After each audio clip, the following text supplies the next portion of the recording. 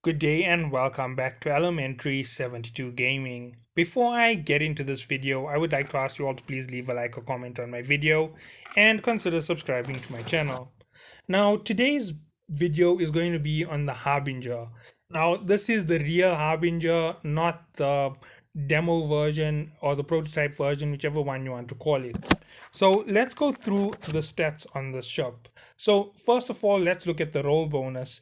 25% on range and 25% on accuracy fall off. That's just the roll bonus plus one command burst module slot. Now, as I said, I don't know exactly what command burst modules are. As soon as they do come out in the game, if they aren't out as yet, I will definitely cover them. Advanced medium laser upgrade bonus per level, 6% per laser damage, and minus 10% capacitor need. Now, the reduction in capacitor need is very, very significant. The lower the capacitor need, the better this weapon will perform. Now, moving on, a minus 5% inertia modifier. That means that this ship can turn really, really fast compared to the others if you have maxed out your battlecruiser command. So let's look at it overall. With its massive defensive capabilities, this is also a armor tank. So everything that I do focus on it is going straight to armor. I'm not going to focus it any other way. Right now, at this point in the game, if you don't have your skills maxed out, you shouldn't be messing around with the battle cruisers. So let's look at it at this moment. That's 5,800 shield, 9,282 armor, and 7,583 structure. That makes this an armor tank, as I was saying. So let's go on to the next. Okay, wait, sorry, I didn't show one last thing here. I know that I just prematurely skipped over it. It has a 1209 megawatt power output grid. Now, the power grid on this is very large, considering that you're going to have 7 lasers on it. That's going to be a massive drain to your ship. That's going to be upwards of 1,000 taken out, plus you're going to have your research into the engineering adding in. So basically, you have about a 350 to 400 cap on your additional power on the ship, depending on how far your research is. If your research isn't high enough, don't consider taking this as your ship. Now, remember, my builds are primarily focused towards PvE. The reason for that is PvP is quite a big open aspect. You can use your PvE build in PvP if you want. It's not going to really change up your game too much. So let's look at the lasers you're going to run. First thing you're going to do is go medium. Let's see. Pulse lasers are the short range weapon. So no, we're not going to go with this, but you could go with it. Let's just have a quick look on the power. 117 megawatts per unit. Let's drop down to beams. Here we go.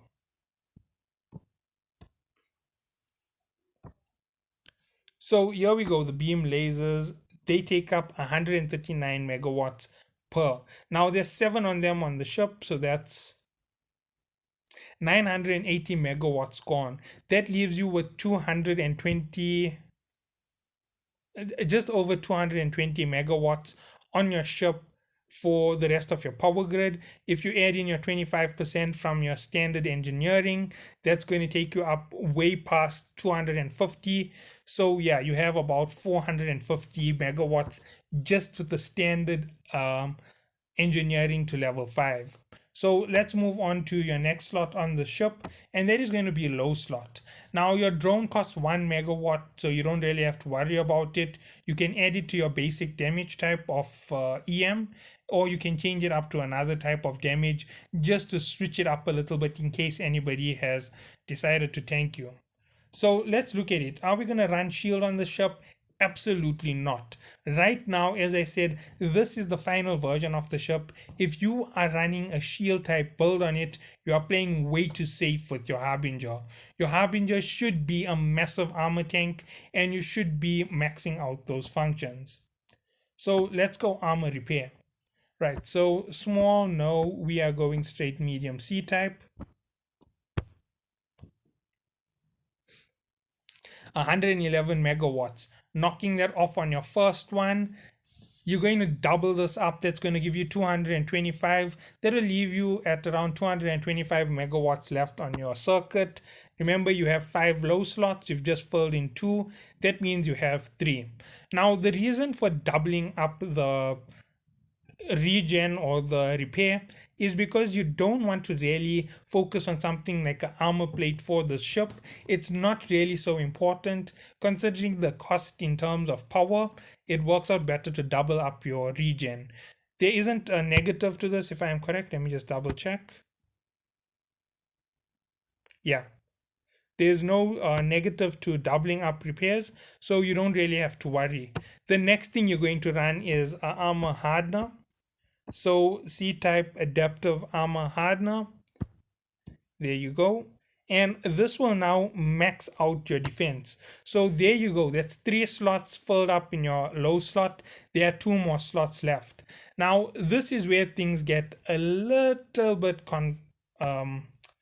contradictory to where I would normally go. I'm going to go straight down to weapon upgrades, and I am going to put on a heatsink for this vessel. Now, yes, I know what you are thinking. Why a heatsink? Well, it increases the amount of damage and reduces the amount of time for you to fire.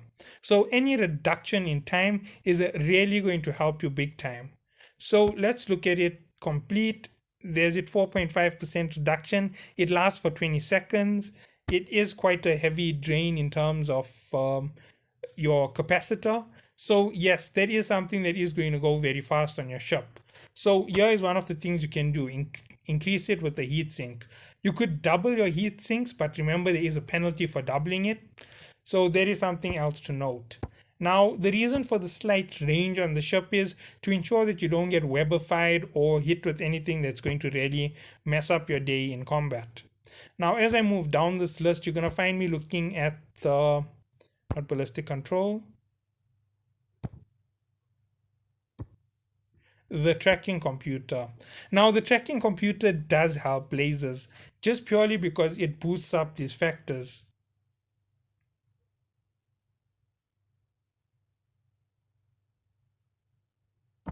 Okay, now I don't know if it still works with the ships because some of these do change from time to time. Now, remember, overall, from our entire first half of the ship, we still have almost 200 megawatts left. Now, there is a massive amount of that ship's power grid still left for us to manipulate. We could put on the Eagle tracking computer and easily boost up our firepower by an additional amount. Now, how do I mean that this is going to boost you up? With the increase in range and tracking speed, it's going to allow you to hit targets a lot more. And hitting them a lot more means smaller ships with the tracking computer is going to be an easy kill. And that is something that you can run. The additional range that you're getting is definitely going to pull you out, give you about 40 to 45 kilometer range. That's going to put you in the optimal for battleships. So yes, this is something which you could do, but I wouldn't suggest going for this overall. This is the optional slot when it comes to everything. Everything else that I discussed here is actually going to be part of your main build. Now let's go back up on the other things that you could put on this ship. An afterburner to help you with turning. Now the reason for afterburners being my go-to at this point is because of the introduction of scramblers. Now, as you can see, 153% flight velocity. This here will allow you to turn with a little bit more speed on your ship. It is going to give you about a 200% bonus if you have completed your research in that level. A damage control unit, fantastic for your ship as well. Something else that can fit that last slot. So that's the tracking computer, the afterburner, the damage control unit. The capacitor battery is another option for this slot. This here would be very well advised because you are a heavy energy draining unit. As you can see, it is quite expensive in terms of how much of joules it gives you. 1093 gigajoules. Now let's move up one more to your armor plate. Now this is the last optional that you can put on, and I am going to advise you not to do this. It's simple. The double armor wrap that you're running would help you a lot. Adding this on will give you a little bit of a reprieve, But look at the power requirement on this, 594 gigajoules. The cost of activating this is drastically going to reduce your power grid on your ship. It is definitely going to give you a massive effect. 176 megawatts makes it a very expensive addition. In conjunction with the double armor wrap, you're definitely going to face off a massive negative in power when you use this. So let's go back up to the ship and then let's talk rigs. Now, I didn't talk mid slot as yet as well. I do know that there. That's because my mid slots have become quite standard. Any drone will do. Oh, sorry, I went to the wrong one. Any drone will do in setting up the ship. And when I say any, I mean just about any drone will do. You can match it up with your EM. You can do explosive to get through the armor of the ship faster. You could put it in thermal so that you have constant damage. You could put it in kinetic for constant damage. Now let's go down to look at how big the power grid is. Not power grid, the capacitor.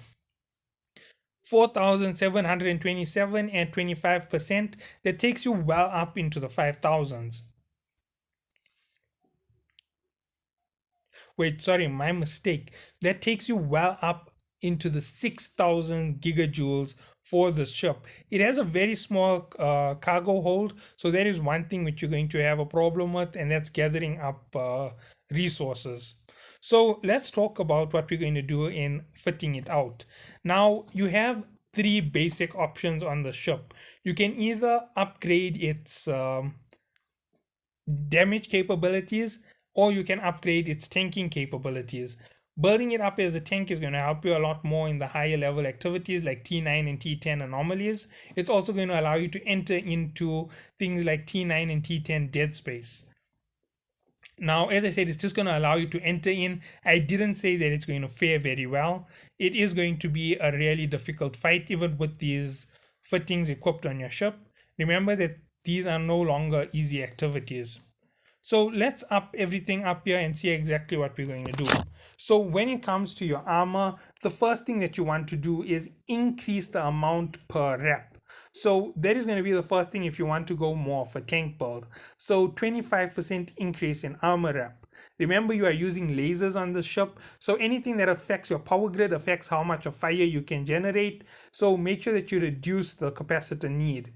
Now with those two, you've already reduced a massive amount of the damage you are taking. You have a third option on that slot, that is your third combat slot.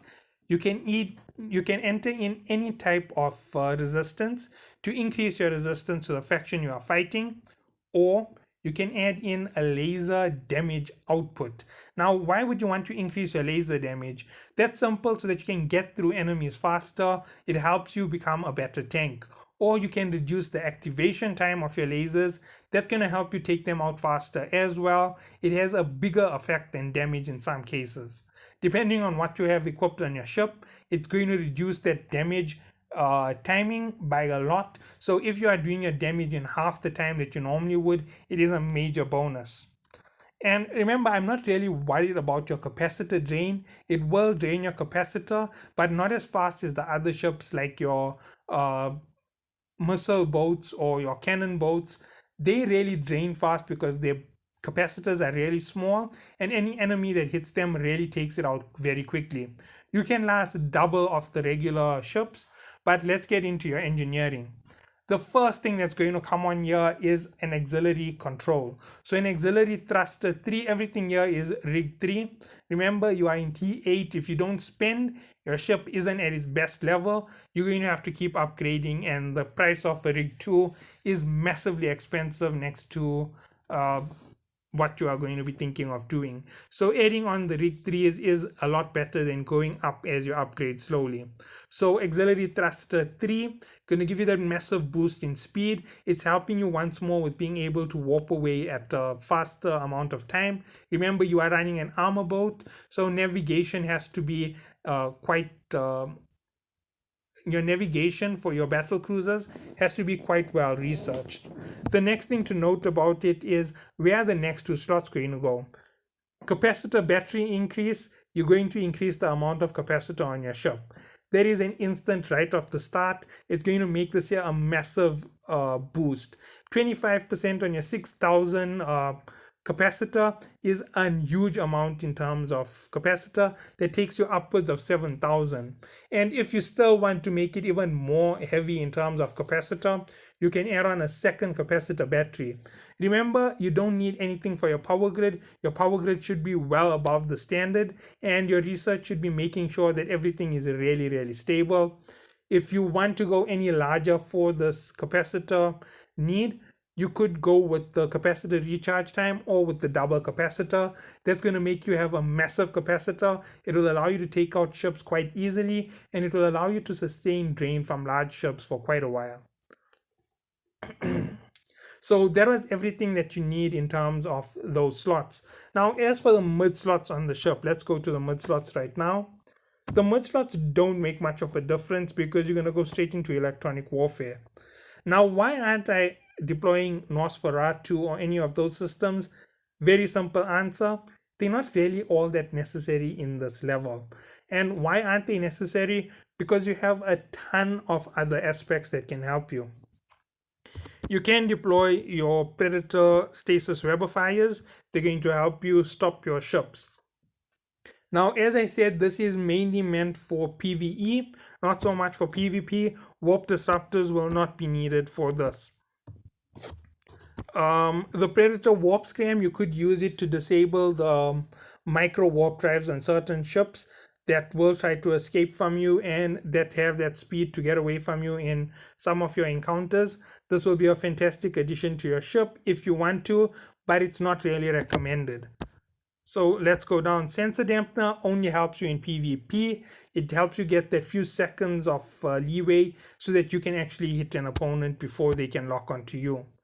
Disruptor weapons, fantastic idea. You can equip one stasis webifier, one disruptor. That's going to be a tracking or guidance disruptor and a target painter. Now, those are the three which fit into the slot. I've been going through them every time in the exact same manner. The target painter is a very big bonus to the ship. Blowing up the size of any target so that you can hit them more often for more damage will help you massively with this vessel in particular. So think about going double target painter and a disruptor or webifier in the last slot. Remember, you only want the webifier to stop anything that's too fast and getting close to you. That's its main purpose. And you could run stable with an afterburner on the ship without any problems, considering how far your regen is and the amount of energy that you're using for your weapons. It's not really going to hurt you all that much to run it constantly on this vessel. So yes, that is everything that's going to help you with your mid slot. Now, as I said, for the drones, any drone will do. You just go in, you look at your mediums, and that is it for you. You're going to choose one, and that's where you're going to go. I'm not sure if these have launched as yet. Let me just open the market. No, they haven't yet launched. Now, everything for you to consider about these vessels that are not prototypes are really, really powerful compared to their predecessor models. And the fact that it is one of the best armor tanks for you to run is an undisputable fact. The Harbinger is a fantastic armor tank at the moment. It's only second to the battleships. Remember, the battleships are ridiculous monsters when it comes to their power. They'll rip anything else apart in any class. So that is where you're going to stand with the Harbinger. So thank you all for watching. I hope that you've had a good day, and I hope that you are resting peacefully. Goodbye.